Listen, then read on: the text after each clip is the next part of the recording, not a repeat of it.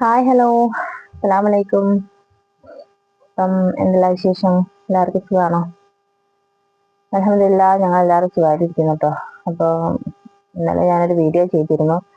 അപ്പോൾ സൗണ്ടിന്റെ പ്രശ്നമൊക്കെ എല്ലാവരും പറയുന്നുണ്ട് വീഡിയോയില്. അപ്പോൾ എന്താ സൗണ്ട് ഇല്ലാണ്ടായി പോയത് എന്ന് എനിക്കറിയില്ല. ഞാൻ പക്ഷെ എന്താ പറയാ, കുട്ടികളൊക്കെ സൗണ്ട് ഒന്നും കുടുങ്ങണ്ടെന്ന് വിചാരിച്ചിട്ട് നല്ല വിശാലമായ അന്തരീക്ഷത്തിൽ പോയി എന്ന് പറയുന്ന മാതിരി ആരും ഡിസ്റ്റർബും ഇല്ലാത്തൊരു സ്ഥലത്ത് പോയി കുത്തിരുന്നിട്ടാണ് ഞാൻ വീഡിയോ ചെയ്തത്. അന്നപ്പം എന്താ പറയാ, അവിടെയുള്ള പ്രദേശത്തുള്ള കിളികളെ ഒക്കെ എല്ലാരും സൗണ്ടും അതിൽ വന്നതെന്ന് എല്ലാരും പറയുന്നുണ്ട് കേട്ടോ. അപ്പൊ എല്ലാരും ക്ഷമിക്കുക, അതിപ്പോ കേൾക്കുന്നുണ്ടാവുമെന്ന് വിചാരിക്കുന്നു.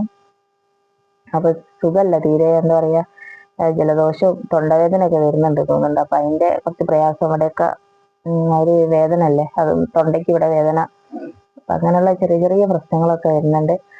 അപ്പം എന്തെങ്കിലും മിസ്റ്റേക്ക് ഒക്കെ ഉണ്ടെങ്കിൽ എല്ലാവരും ക്ഷമിക്കുക. വീഡിയോ സ്കിപ്പ് ചെയ്യാണ്ട് കാണാം. പിന്നെ ആദ്യമായിട്ടാണ് ചാനൽ കാണുന്നതെങ്കിൽ സബ്സ്ക്രൈബ് ചെയ്യാൻ മറക്കരുത് കേട്ടോ. കൂടെ നിങ്ങളെ ലൈക്കും നല്ല നല്ല കമന്റ് അഭിപ്രായങ്ങളൊക്കെ പ്രതീക്ഷിക്കുന്നത് കേട്ടോ.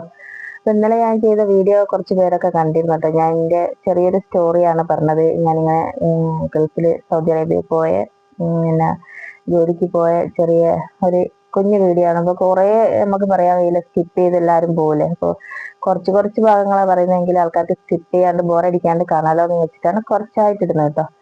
അപ്പൊ നിങ്ങൾ കണ്ട് സപ്പോർട്ട് ചെയ്യണേ. അപ്പൊ ഇന്നലെ പറഞ്ഞ വെച്ച് എങ്ങനെയാ വെച്ചാല്, ഞാൻ എന്താ പറയാ, ഡ്യൂട്ടിക്ക് കയറി. ഉറക്ക് തീരെ ഇല്ലാത്തൊരു പ്രശ്നമാണ് ഇന്നലെ ഞാൻ പറഞ്ഞ് അവസാനിപ്പിച്ചിരുന്നല്ലേ. അതായത് നമുക്ക് ഉറങ്ങാൻ ടൈം കുറച്ചാണ് കിട്ടുന്നത്, 4 മണിക്കൂർ. അതായത് 1 മണിക്ക് ഉറങ്ങിയാൽ 4:30 മണിക്ക് ഡ്യൂട്ടിക്ക് പിന്നെ പൊലച്ചയ്ക്ക് നമ്മൾ എണീക്കണം. കാരണം രാത്രി 1 മണിക്കാട്ടോ എടുക്കുന്നത്, പൊലച്ചയ്ക്ക് 4:30. അവർക്ക് മദ്രസിൽ, അവര് ടീച്ചറാണ്, പിന്നെ കുട്ടികൾക്ക് മദ്രസിൽ പോകണം. പിന്നെ ഹസ്ബൻഡ് പോലീസാണ്. അപ്പൊ ഹസ്ബൻഡ് അങ്ങനെ എപ്പോഴും വീട്ടിലുണ്ടാവില്ല, ഡ്യൂട്ടിക്ക് പോകും. അപ്പൊ ഇവർക്കെന്നും പലിശയ്ക്ക് പോകുന്നോണ്ട് കുട്ടിക്കുള്ള ചായയും കടിയും ഇവർക്ക് കൊണ്ടുപോകാനുള്ളതും എല്ലാം കൊണ്ടുപോകണം. പിന്നെ ഒരു ചെറിയ ഒരു 6 മാസം 6-7 മാസമുള്ള ചെറിയൊരു ചെറുതുണ്ട്. ആ ചെറുതിനെ നമ്മൾ ഏൽപ്പിച്ചിട്ടാണ് ഇവർ പോവുക. അപ്പം ഇവർ പോയി കഴിഞ്ഞാൽ നമുക്ക് ഉറങ്ങാന്ന് അവര് പറയുന്നത്. പക്ഷെ ഈ ഒരു ചെറിയ പൈതലിനെ അവര് നമ്മളെ കയ്യിൽ ഏൽപ്പിച്ചു പോയാൽ നമുക്ക് ഇങ്ങനെ ഉറങ്ങാനാകുക? നമുക്ക് ഉറങ്ങാൻ കഴിയില്ലല്ലോ. പിന്നെ ഇവര് വൈകുന്നേരം 3 മണി ഒക്കെ ആകുമ്പോൾ വരും. അതുവരെ ഈ ചെറുതിനെ നമ്മൾ നോക്കണം, ഈ വീട്ടിലുള്ള ജോലി വീട്ടിലെ ജോലി നമ്മൾ ചെയ്യണം. അപ്പൊ എന്താ പറയാ, എനിക്ക് ഭയങ്കര ഒരു ബുദ്ധിമുട്ടായിട്ട് തോന്നി. കാരണം റെസ്റ്റ് ഇല്ലാത്തൊരു ഡ്യൂട്ടി ആകുമ്പോൾ നമുക്ക് ഭയങ്കര പിന്നെ ബുദ്ധിമുട്ടാണല്ലോ. പിന്നെന്ന് വെച്ചാൽ മാനസികമായിട്ട് പ്രശ്നങ്ങൾ വരാൻ തുടങ്ങി. പ്രശ്നം എന്ന് പറഞ്ഞാൽ തല ഇങ്ങനെ, എന്താ പറയാ, തല ഇങ്ങനെ ഒരു വിങ്ങൽ തലക്ക് ഇങ്ങനെ വരിക ചെയ്യുന്നത്. ഇവിടുന്ന് നാട്ടിലേക്ക് പോകണം എന്നുള്ളൊരു ചിന്ത പിന്നെ മനസ്സിൽ ഭയങ്കരമായിട്ട് വന്ന്. കാരണം 1 മാസം എങ്ങനെയെങ്കിലും നിൽക്കുക, പോവുക, ആ ഒറ്റ ചിന്തയുള്ളൂ കേട്ടോ. പിന്നെ നമ്മൾ കയറിയ ടൈം ആവാൻ വേണ്ടിയിട്ട് നമ്മൾ വെയിറ്റ് ചെയ്യൽ തുടങ്ങി. കാരണം 1 മാസം ആയാലല്ലേ സാലറി കിട്ടുള്ളൂ. അങ്ങനെ കറക്റ്റ് നമ്മൾ ഡ്യൂട്ടി ടൈമിന് കയറിയ ടൈമായി, പിറ്റേ ദിവസമായി. അപ്പം സാലറി തരുമെന്ന് വിചാരിച്ച് 3-മത്തെ ദിവസമായി, 4-മത്തെ ദിവസമായി, സാലറി കിട്ടുന്നില്ല. അങ്ങനെ 8 ദിവസമായി. 8 ദിവസമായപ്പം ഞാൻ പറഞ്ഞു എനിക്ക് സാലറി കിട്ടണം, നാട്ടിൽ കഴിക്കാനുള്ളതാണ്.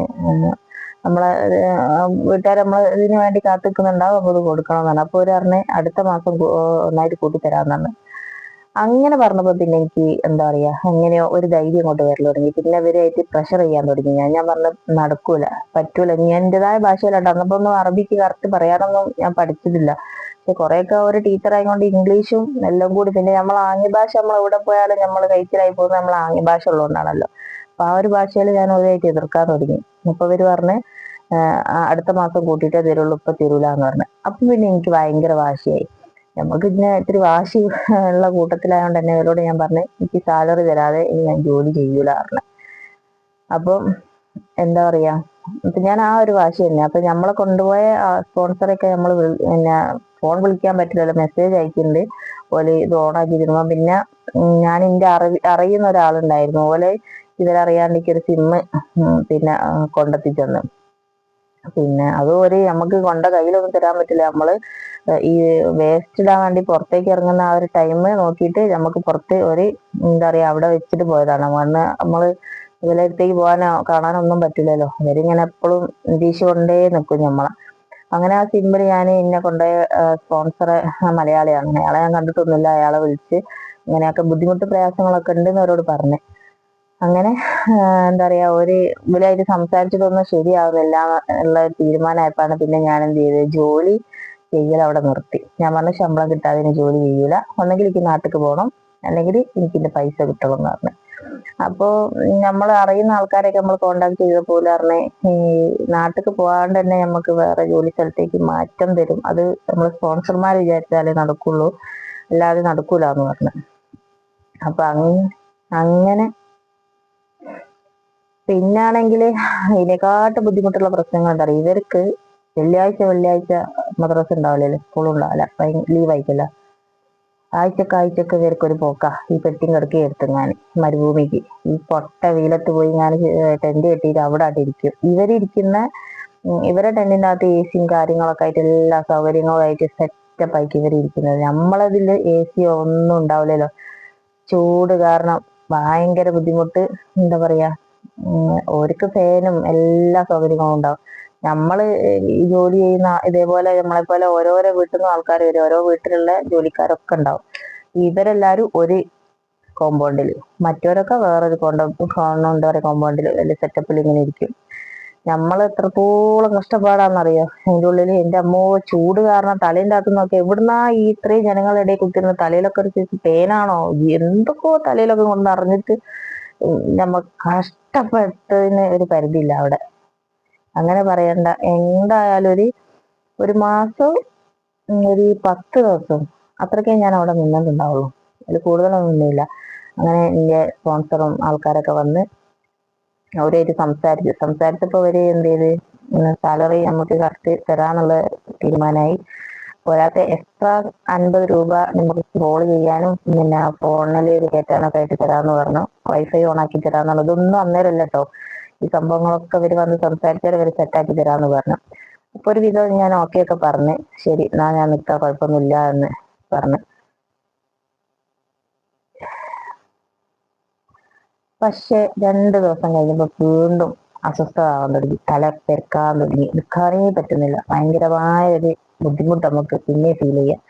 അങ്ങനെ പിന്നെ അവരോട് പറഞ്ഞ് പറ്റൂല, നമുക്ക് പോയേ പറ്റുള്ളൂ, ഇങ്ങോട്ട് നിൽക്കാൻ കഴിയൂല എന്നുള്ളൊരു തീരുമാനമായതിനു ശേഷം പിന്നെ എൻ്റെ സ്പോൺസർ രാത്രി നമ്മളെ മലയാളി എവിടെയാണ് ആ ഡ്രൈവർ, കണ്ണൂരാണോ എന്നറിയില്ല, ഒരു മലയാളി ഡ്രൈവർ, ഓരോ സ്പോൺസർ വീട്ടുള്ള ഡ്രൈവറാണ്. ഞാൻ ഒറ്റ പ്രാവശ്യം വരെ കണ്ടിട്ടുള്ളൂ.